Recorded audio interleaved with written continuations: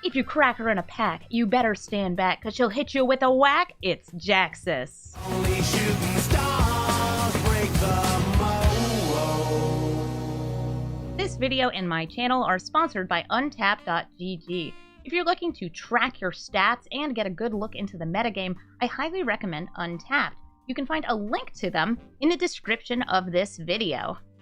Hello everybody and welcome to Brawl Stars. I'm Mimi the Amazonian and today I'm playing Jaxis, the Troublemaker. This is actually the second time I've recorded Jaxis, but I figured that it's time for a redo because there are so many great new cards for this deck. Jaxis really benefited from a lot of cards that came out in Brothers War, both as part of the retro artifacts and as part of the set itself. So who is Jaxis? Well, Jaxis is from New Capenna, and she likes to punch people. She's also got pink hair. Does she remind you of anybody? Maybe a character from League of Legends? No? Just me? Well, that's fine.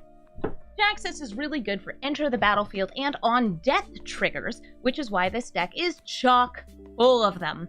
Jaxis is really great at punching up the value for cards that are otherwise kind of hard to justify in a lot of decks, like Combustible Gearhulk. They're very expensive, but if you're able to, for the low cost of 1 mana, make a copy, well, it's even better. Jaxis is very similar to another commander people will know, which is Kiki-Jiki.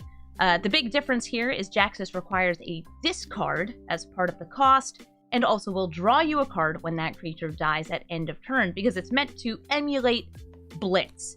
Jaxis, by the way, is very hard to protect, and that makes her tricky to use as a commander. You can actually Blitz her, which is casting her for this alternate cost. She gets haste and dies at the end of turn. But that's like a in case of emergencies sort of thing. We have a new way to protect her. It's called Swiftfoot Boots. Swiftfoot Boots are one of the best new additions to historic Brawl, and you should put them in any deck that relies heavily on a creature-based commander, or wants your creature to have, like, tapped abilities or attacks on the turns that it comes out. So there's our Swiftfoot Boots right there. What kind of cards are we running in here? Well, we're running these huge, expensive cards that have things on death, like Wurmcoil Engine, on attack, like Cityscape Leveler, or on enter the battlefield, like Burning Sun's Avatar. These deal damage, they destroy things, or sometimes they even draw you cards, like Combustible Gearhulk. We also have ways to give haste to our creatures that aren't just the boots, like Perforos or Urabrask. We also are, I'd say, making good use of our legendaries because they're not as good for cloning. And we have a tiny bit of redundancy as far as cloning goes, because I'm running everybody's favorite card in red, Fable of the Mirror Breaker. Not only is it just a good card, it actually is specifically very, very good with Jaxis because it gives you this fake Kiki-Jiki, so you can, you know, clone after a commander's dead. Sorry, my throat's giving out a little bit. It's winter here, and it's getting a little cold and dry. So we're going to take this deck into the queue, and I'm going to show you what Jaxis can do. Corvold, Fey Cursed King. This is a sacrifice deck, and this is an okay hand because it has a little bit of removal, a little bit of burn boost, a little bit of removal, and a hand refresh. Hello there, Corvold. So whenever Corvold sees a permanent sacrifice, including itself, by the way, it will draw a card and get a +1/+1 counter. Corvold gets really scary really fast. This was one of the Eldraine pre-constructed Brawl commanders. A very cool one at that. Actually was so powerful that it saw standard play, even though it was part of this Brawl deck that they had released.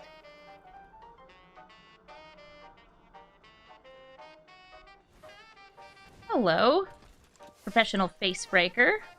Goodbye, Professional Facebreaker. Professional Facebreaker, if it hit me, was going to make some tokens. Oh, I have 3 or more other mountains. We're going to get our Dwarven Mine out. I want to just go for Jaxis. Yeah, let's play Jaxis. Jaxis and a dwarf. Hanging out, being best buddies. Moonveil Regent. Cool! I don't have any good ways to take that out because Glorybringer actually can't hit dragons. which is, I think, pretty funny. So I'm going to play Torbran. And I'm going to chill. I like everything in my hand, so I don't really feel like I need to, I don't know, like make clones or attack in here. This would only deal 3 damage, and the Moonveil Regent is bigger than that. Torbran giving +2 to each of my red sources of damage. Goblin Chainwhirler could be a good follow-up. So, for example, Torbran on the battlefield, play the Chainwhirler, clone the Chainwhirler. That's going to deal 4 damage to anything my opponent has on the battlefield, and also their face.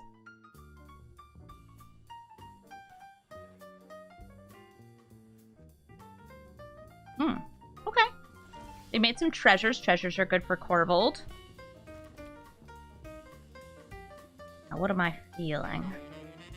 I'm actually feeling Ancient Copper Dragon, maybe?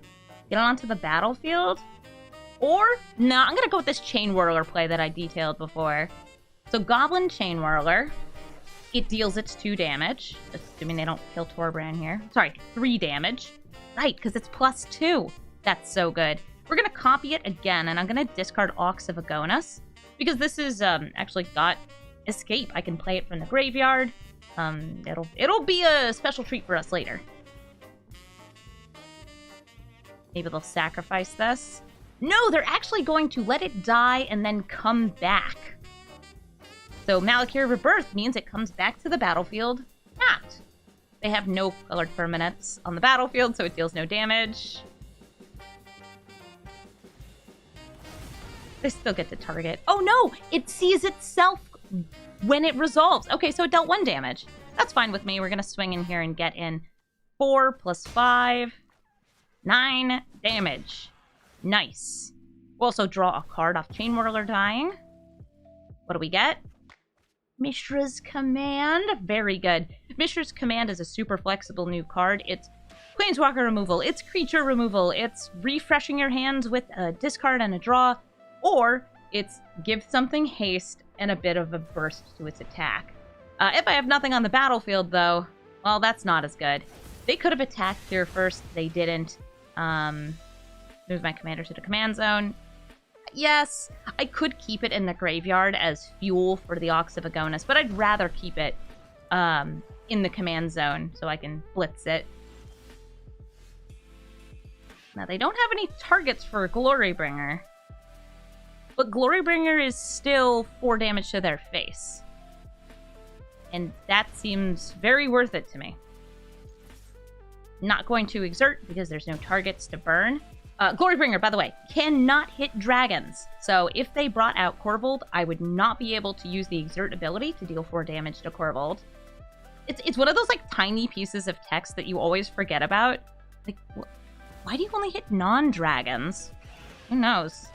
All right, Corvold's out, sacrificing the Meathook Massacre.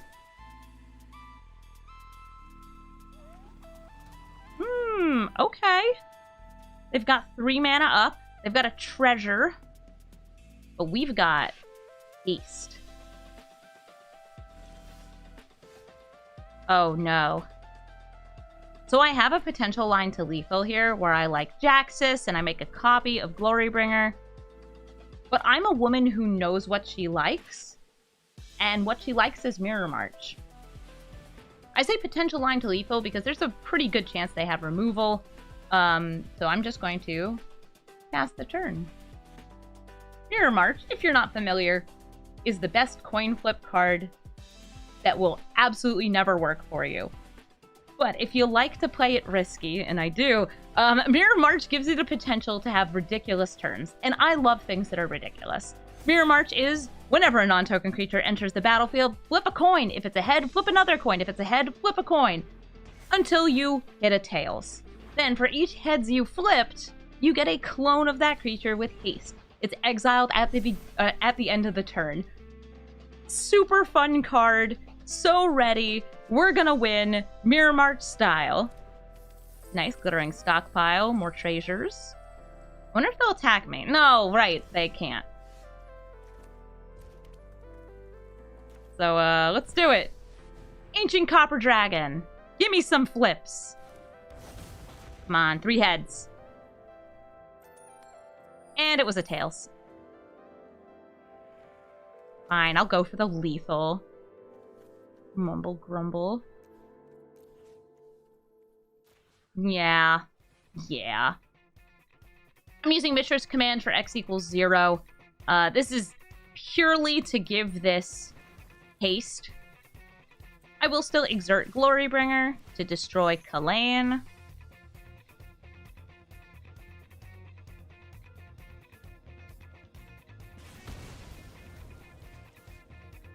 And we are swinging in with what is lethal damage if they don't have removal.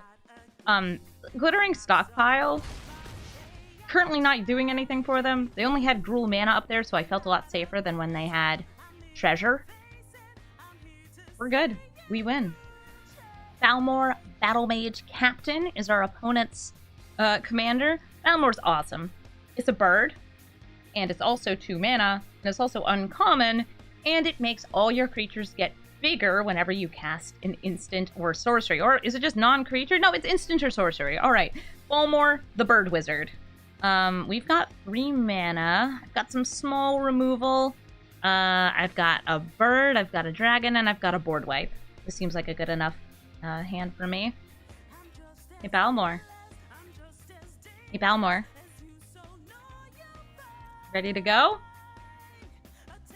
I'm ready to go. How's your opening hand? Maybe I should mulligan this. It's like, this is 3 land, and then a 4, 5, and 6, or a 4, 5, and 5. Rekindling Phoenix is great, though. Okay, so our opponent is here. We're going to take our free mulligan. This is way more curvy, and it lets me show off Nykthos. Hi, Nykthos.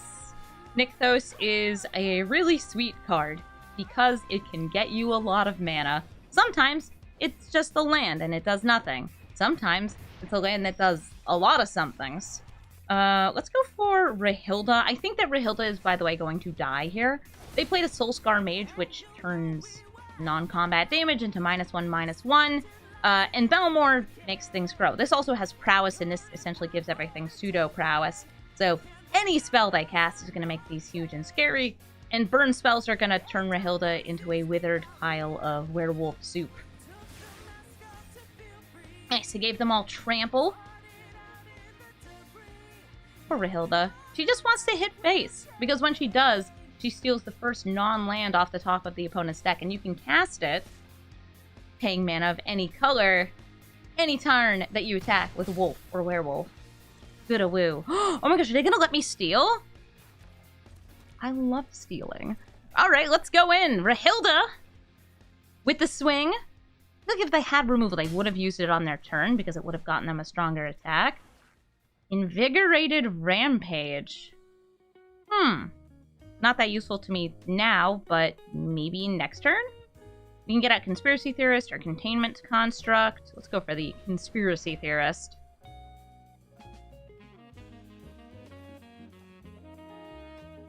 Oh, right, she doesn't steal from the top. She steals at random. I just always see it kind of flicker through cards. Thanks for Hilda. Thanks for messing up our opponent's decks.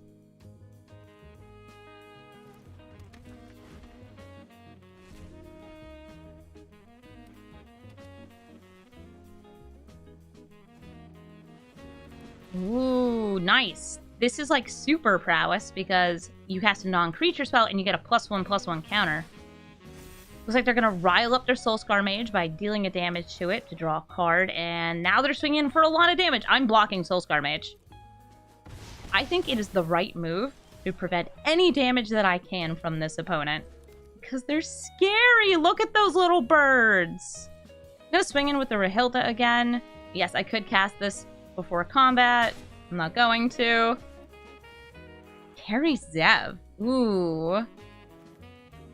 I am the aggro player now. We're gonna go ahead and get down this stolen Carry Zev in Viashino Pyromancer.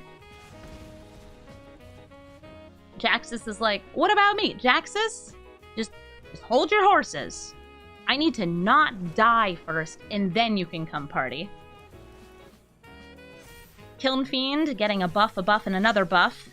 I can't believe he gets +3/+0. What a beast. An elemental beast. And they're tapping the stolen Carry Zev. This is lethal, because even if I block, Trample damage. Well, you never got to do anything, Jaxis, but it was still a good game. Mono black versus mono red. This is a really fun hand here because we've got a turn 1 or something we can hold on to discard to Jaxis for madness value. We've got Nabraid, we've got Townraiser Tyrant, and Chandra. Our opponent is running Ashnod. This is a Brothers War commander, a 1/1 with Death Touch, so yep, gonna come out bright and early here, that can sacrifice other creatures to make Power Stones, and then eventually exile things from the graveyard to create zombies. I don't think she's gonna actually cause that many problems next turn. I could have played the Root Walla to block and trade, but I just really didn't want to have to deal with Ashnod. Huh. Weatherlight.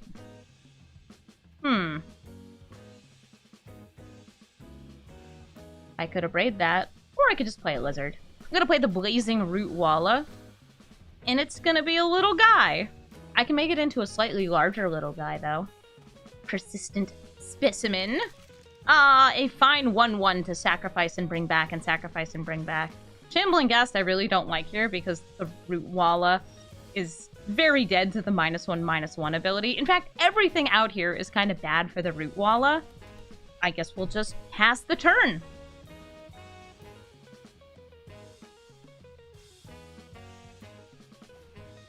Virus Beetle. If only we still had the Root Walla in hand. I think I'm going to discard this mountain.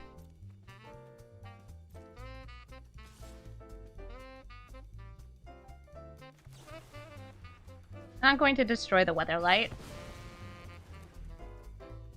Does my little guy want to trade with the skeleton? No. Blazing Root Walla is better than that. Isn't that right, baby? Isn't that right? You're so good. Townraiser Tyrant does not have any non-basic lands to target right now. I'm gonna play Jaxis. Ta-da!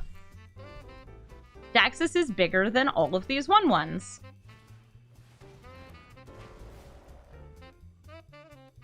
Blazing Root Walla is still like, fight me! I want to cause problems! You do want to cause problems, and I love that for you. So far, nothing to discard, but I feel like we're decent at blocking here. Chandra, we're going to make 2 extra mana. I'm going to play the Containment Construct.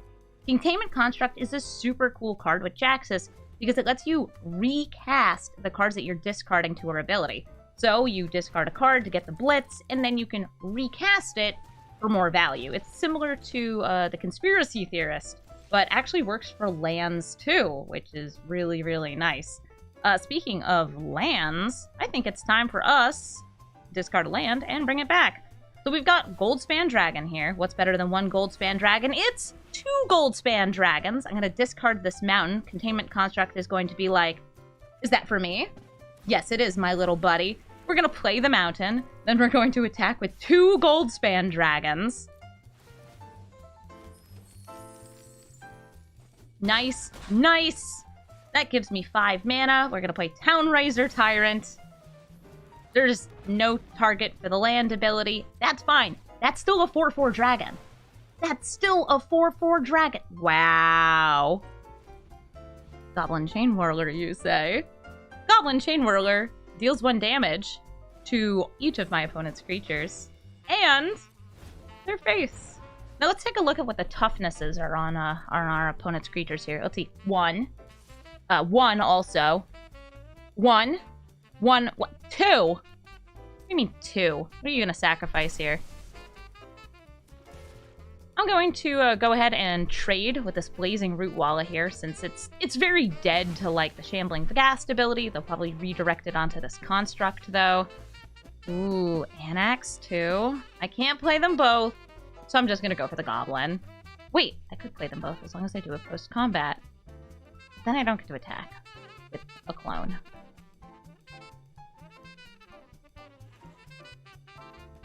I know what I'm going to do. Goldspan Dragon. Drop the Goblin Chainwhirler. Yes, please. They'll know what's coming. Swinging in the air.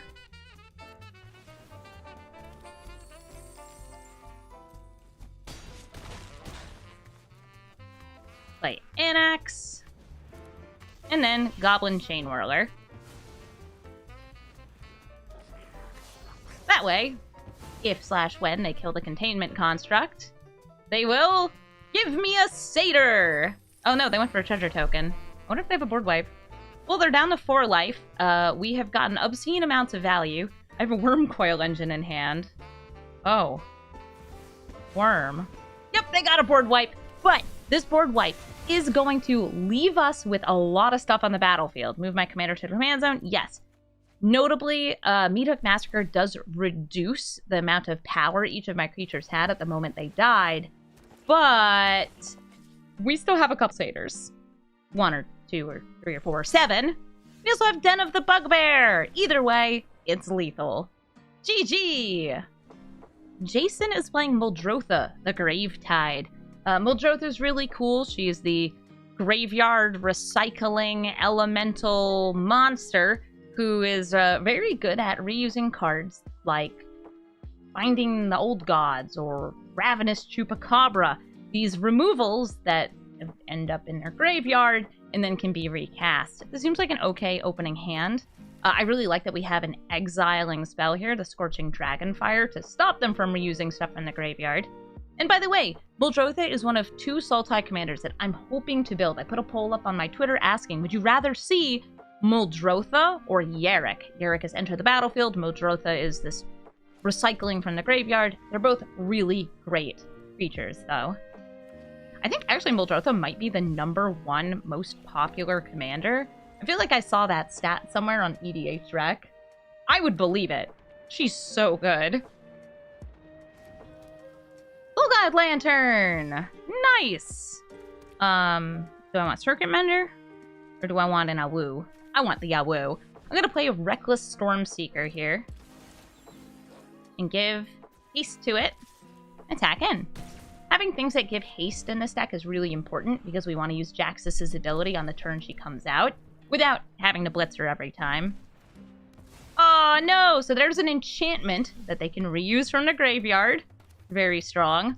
So what I think I'm going to do is I think I want to set up the boots so we can protect Jaxis.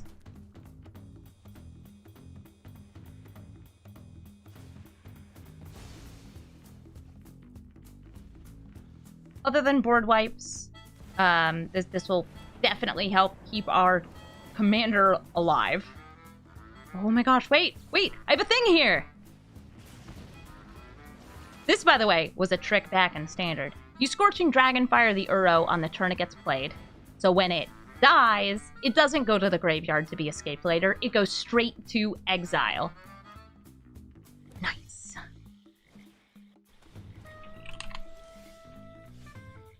Well, here we are. Jaxis. And Jaxis wearing cutie booties. Get in there for 2. And now, unless it's a sacrifice effect or a board wipe, Jaxis is happily protected. Full of hexproof. Let's see, what do they have? They have the Mire's Grasp and the Soul Guide Lantern. Soul Guide Lantern's just great reusable value because you can use it to draw a card. There's not that much graveyard stuff in my deck. I'm mono red. Oh, it's go time. You guys want to see a new card? Well, new to Arena. Precursor Golem. Enters the battlefield. Creates a couple 3/3s. But what's better than a 5-mana 9/9? A 6-mana 18/18? This little buddy's going to die. I like how it gave me the normal art instead of the sketch art here. But we still get to keep all the rest of these. That is 15 power and toughness worth of golems. If they hit one of them with a removal spell, it will hit all of them. Well, it has to be an instant or sorcery. The Mire's Grasp actually is protecting me now because they've stopped me from copying the Precursor Golem again next turn, but they've also gotten rid of that ability that was going to make it so, like, oh, if you cast a Heartless Act or a, I don't know, a Doomblade on one of these, they would all die. Now they don't. Now they don't. So I've got 12/12 remaining from that previous turn.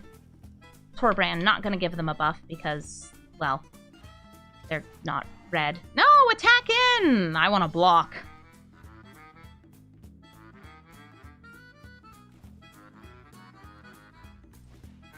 I think making a couple Circuit Menders sounds good. Mostly for the sake of the card draw. I'm going to drop the Shatter Skull Smashing. And then we're going to start smashing. I'm going to attack with each of these. Overwhelm them with little guys. Let's see what we draw off the Circuit Mender. We draw two. One from its ability, one from the fact that it was like a Blitz clone. They can kill another one using the Mire's Grasp. Oh, another sweet new addition. So Tyrant of Care Ridges has an enter to battlefield, deal 4 damage. It's also 4/5. And if you're hasting it, that's pain right there. They keep churning through the Soul Guide Lantern. They're attacking in, which makes me feel like they have a board wipe, so I'm actually going to block with the Circuit Mender here. Inflate my life total. Could be a Meat Hook Massacre, but like with the amount of haste we have in this deck and the Swiftfoot Boots, I'm not that scared of a board wipe. I'm a little scared. Okay, nope, just Mire's Grasp. And Atris.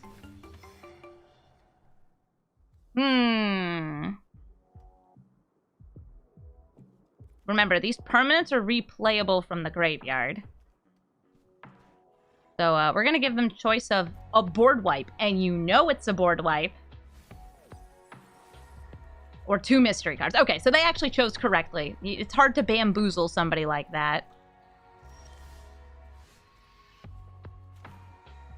But we got another land. So let's see. This would be 4 + 4 + 3. Which is more than if we did this. But this could let me cast this. I'd rather roll them bones. Ancient Copper Dragon. We're going to clone it. I'm going to drop the Ahn-Crop Crasher. Now we've got 6 damage coming in the air, 6 on the ground. And now we'll roll a d20 and we'll get treasure equal to the result. 17? Oh, that's more than 6. Let's go for it. Tyrant of Care Ridges to finish off our opponent. Pew pew! Nice! It's Teysa time. Teysa gives, was it creature tokens, vigilance, and lifelink? And doubles on death abilities. Kind of the opposite of a Panharmonicon. If things die, they double die. Pretty nice with abilities like Afterlife and things like Blood Artist. Seems like an okay hand. I've got removal that exiles. I've got ramp, clone, recycling value. It's Fable the Mirror Breaker. It does everything. We've got Lelia, which is card advantage. And I've also got a big scary thing. Combustible Gearhulk. I love big scary things. So far, they haven't cast anything, so I guess we'll just go for the Fable of the Mirror Breaker. Get ourselves a little treasure-making goblin. I feel like they might be able to remove this, perhaps with exiling a monocolored target. Ooh, they're actually starting with Infernal Grasp. They're losing 2 life to take out that token because they don't want me making those treasures. Bastion of Remembrance, that's another on-death ability. Makes it so I lose life, they gain life. That can be doubled by Teysa. Alright, discard some cards? Yes, I'm going to discard Seasoned Pyromancer and Circuit Mender. I was mostly looking for lands, and I didn't find any there. So I'm going to go out with Lelia. She's going to exile the top card of my library, and I can play it until end of turn. And each time we get one of these exiles, she gets a little bigger. I really just wanted to make sure I got lands, because we have really expensive cards in our hand. Uh-oh. Snakes! Hello there, tiny snake. You are very scary. Reckless Stormseeker could do some haste stuff. Delina could set up for next turn. But I actually think the smart move here is to start by strangling the snake. Please don't misinterpret that. Attack with Lelia.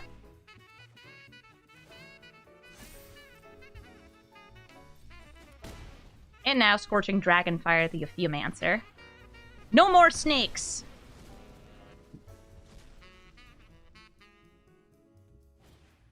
Black Market Connections. Hey, this also makes snakes. It actually makes 3/2 colorless shapeshifter creature tokens with Changeling, which are snakes.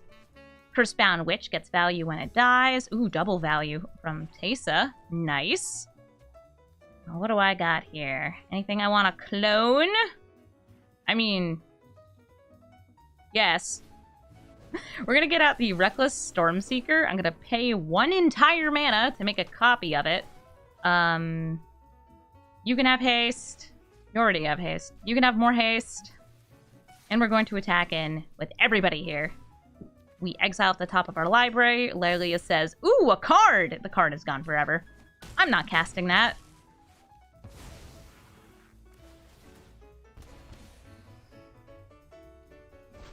Thankfully, they only get that trigger once off the Cursebound Witch dying. If they had Teysa out, they would have gotten it twice. Ooh, they paid the 6! That's the brave way to go. Paying 6 life, the Black Market Connection gets you a treasure, a card, and a creature. Vanishing Verse? Huh, they vanished it. That's probably a good idea. Lelia was getting really scary and still giving me card advantage. Trespasser's Curse. When a creature enters the battlefield, I'm gonna get drained. Stop being smart, opponent. I want you to be a ding-dong like me.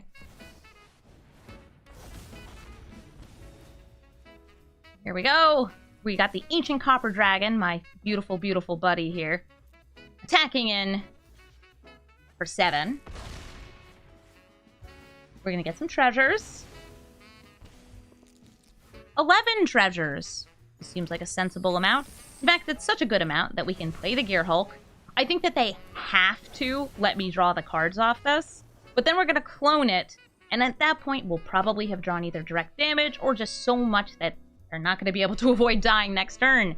GG! Wow, Razaketh the Foul-Blooded is not who I was expecting to see today. I'm going to keep this hand, and we're going to take a look at this big old demon. This is, I believe, one of the demons which Liliana indebted her soul to, and then they killed. Razaketh the Foul-Blooded is a flying, trampling 8/8, where you can pay 2 life, sacrifice a creature to tutor. That's, pretty nice ability. Oh, look! A Weatherlight! No Weatherlight. I think that this is going to be an Apostle deck, but I won't know, and the fact that they didn't play one on turn 1 gets me questioning, what could this deck be? It's gotta have some Wii Sacrificeables, but which Wii Sacrificeables? Oh well, we're gonna swing in with Ambergris, Citadel Agent. No, I don't want to discard my hand. She's like, are ya sure? This is a dwarf cleric, but she's like a hit you in the face kind of cleric. I don't know if that's the kind of healing that you're looking for, but it's the kind of healing she has. I'm gonna play another land, and I feel like ramping is a good idea. Solemn Simulacrum does that very well.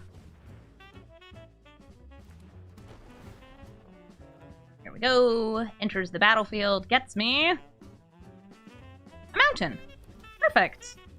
Solemn Simulacrum is a double whammy with Jaxis because it has an Enter the Battlefield ability, ramp, and an On Death ability, drawing a card. Similar to the Circuit Mender, the 3-drop bug. That's just a ton of value on a colorless card.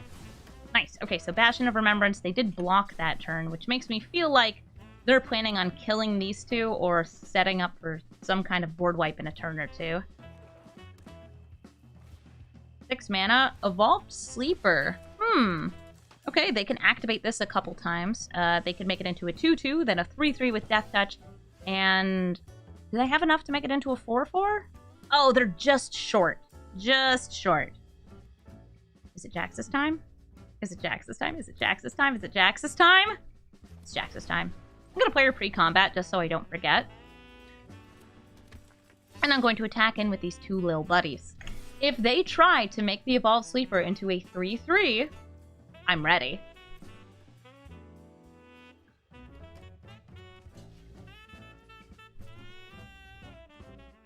Want them to sink their mana into doing this.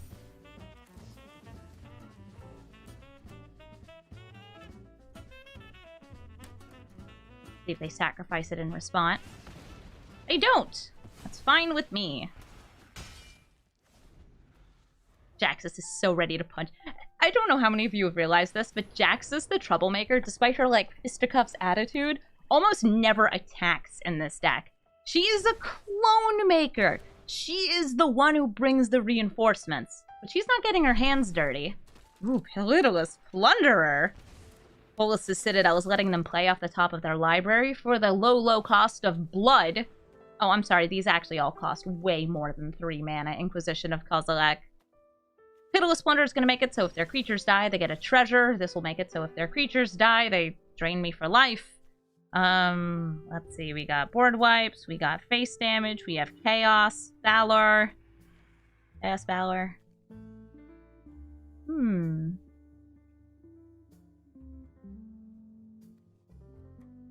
I had 1 more land here. Because Chaos Valor is so cool.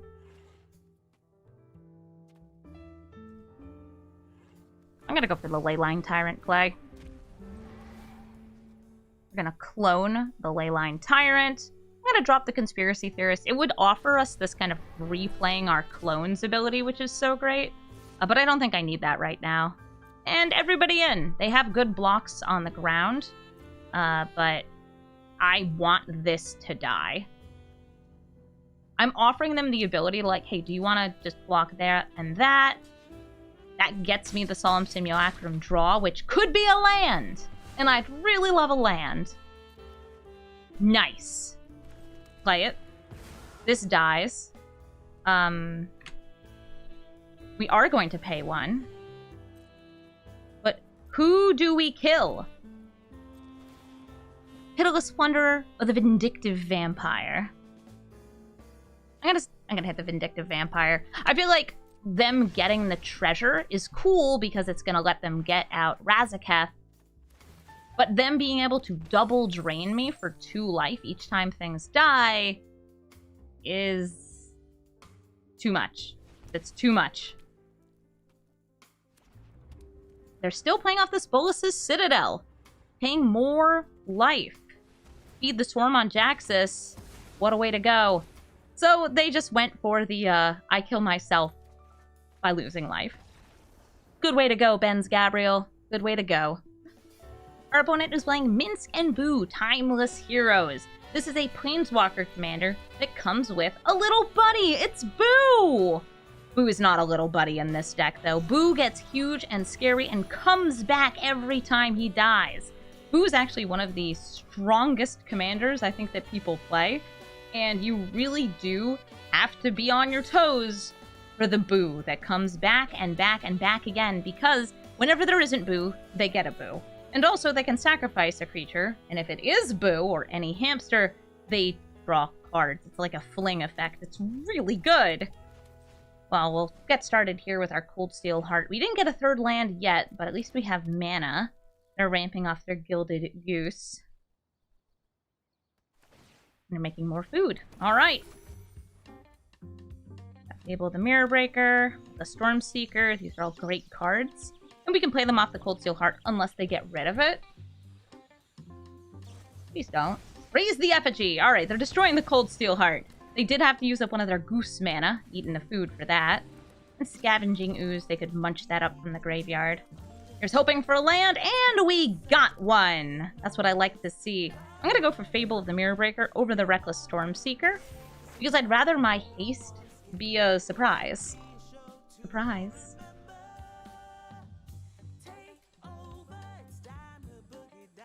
This is, by the way, actually a Planeswalker you can run as a commander in paper.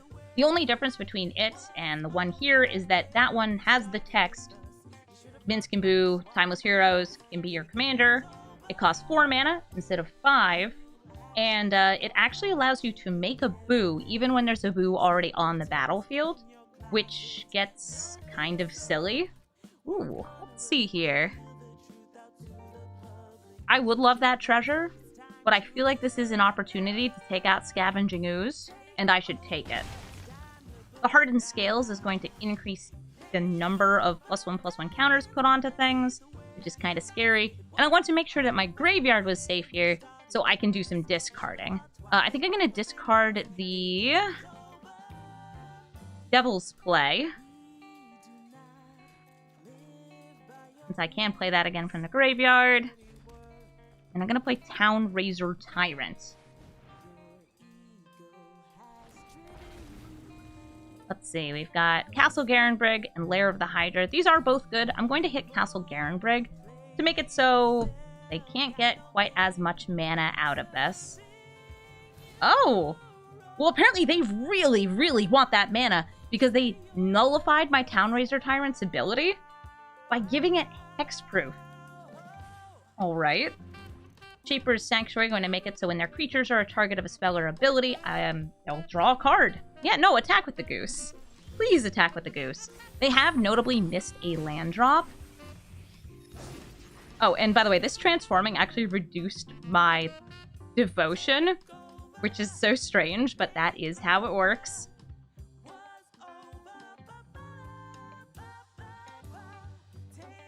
But Sushi's nice.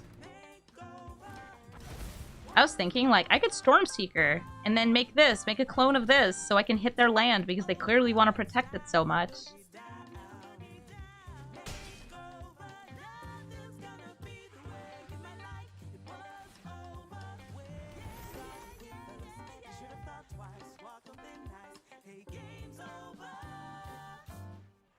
I guess this actually would have been a mana ability, so it wouldn't have been nullified.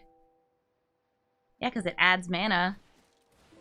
Hitting the Lair of the Hydra probably would have worked. Ooh, Voracious Hydra comes in as a 4/5. And they're fighting the reflections of Kiki-Jiki. Good idea. We could go for a board wipe here. I don't think that that's what we want to be doing, though. Ooh, Nykthos is starting to get us net mana. That's nice. See, I've got a Fiery Temper. I sure do. Go Stormseeker, burn down the house, Combat Celebrant. I like the idea of just setting up this Combat Celebrant for a future turn.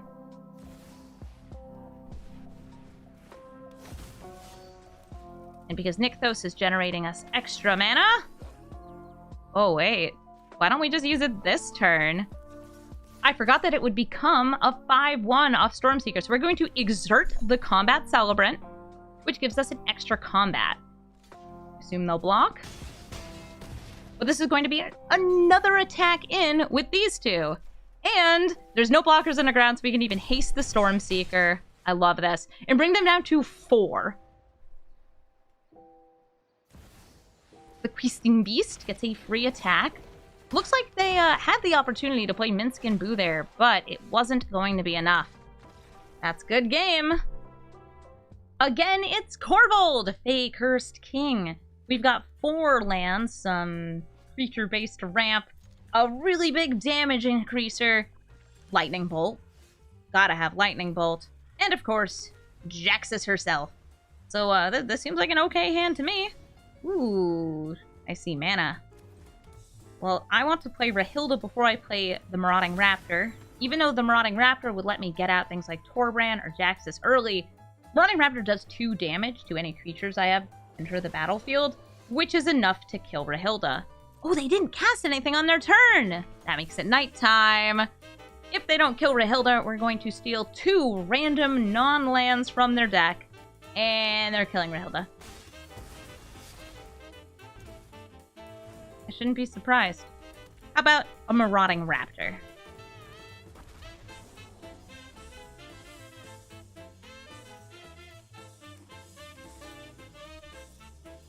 Temple of Abandon. They now have 3 colors of mana, but 2 of them are stuck on the same thing here. Bye, Murderous Rider. Bye, Murderous Rider. I don't want to deal with that guy. None of us want to deal with that guy. Crawling Barrens. I could play my commander, or I could get out Torbran. Let's play our commander. Jaxis, not blitzed, because I would like her to be alive for next turn. So we can cause problems and, I don't know, deal damage to our opponents.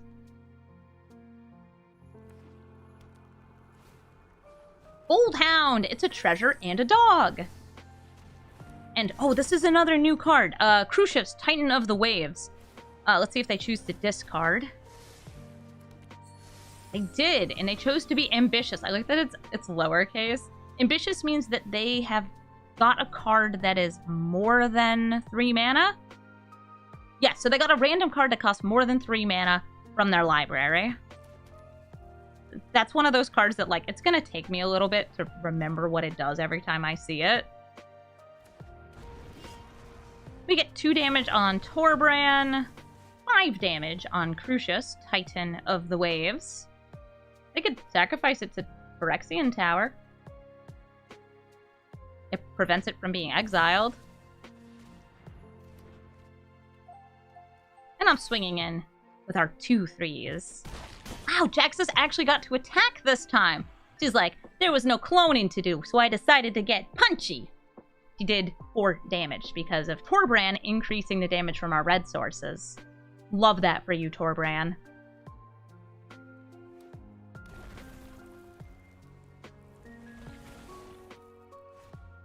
Table of the Mirror Breaker is going to make them a happy little 2-3.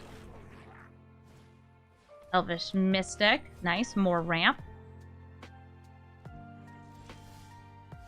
We got a land, but it is a tapped land. So right now, I don't have anything too good to clone. But we can still play Combustible Gearhulk. And if they let me draw off it, rather than take the damage to their face, there's a chance that we get an untapped mana source, and I can clone the Gearhulk. So Gearhulk, if you've never seen it, they choose between throw the things in the graveyard or let me draw them. They chose throw them in the graveyard, and they took a little damage for it. Now, even though they have some double blocks here, I still think it's worth attacking with everything. They could triple block Torbran, but then they would die from the damage from these. They could double block Jaxis, throw a chump blocker in front of Torbran.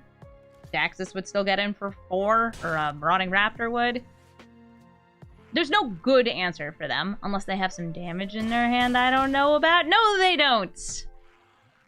Looking so good here with all of this damage.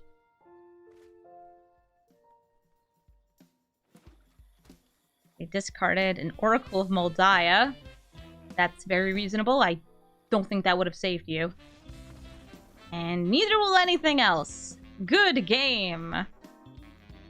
I think that's going to be it for this episode of Brawl Stars. If you want to check out Jaxis, the deck list will be in the video, so you can try her out yourself. Jaxis, by the way, very cool commander. You can definitely build her pretty similarly to how I built her here, but in Commander. I feel like she's an underplayed commander, and I want to see more people do big red cloney things, because, yeah, you can use Kiki Jiki, but Jaxis is cooler and has like a discard theme. That's really neat. So as always, if you want to check out my live videos, you should come over to Twitch. Twitch.tv/Amazonian is where I record these episodes and where I stream almost every single day. Recently, I've been playing a lot of the Arena Cube, which you can see up here, because not only do I play Brawl, I also play Limited. I just don't put many videos of it on YouTube because people don't watch them. People are like, I want to be there for the cubes live. I get that. I think cubes are really exciting when you can watch somebody do the drafts. If you ever want to come by, though, say hi. Let me know that you found me through YouTube. I also want to say thank you to 2 other YouTube people. CGB, or Covert Go Blue. You've probably seen his videos before. He's been giving me shoutouts recently because he also plays a lot of historic Brawl, and it was really nice of him to send people my way. I appreciate him giving those shoutouts, and I want to say, if you want to see especially like standard content, CGB's channel is phenomenal. He puts out tons of videos, and it's all high quality stuff. Also, shout out to Twerian Community College. The professor had me on as a guest recently on the series Shuffle Up and Play. If you want to see me in my native environment of playing Selesnya, you should check out that video. I can also throw that in the description because it's super fun and you get to see me cause problems, which is what I do all the time. Enjoy.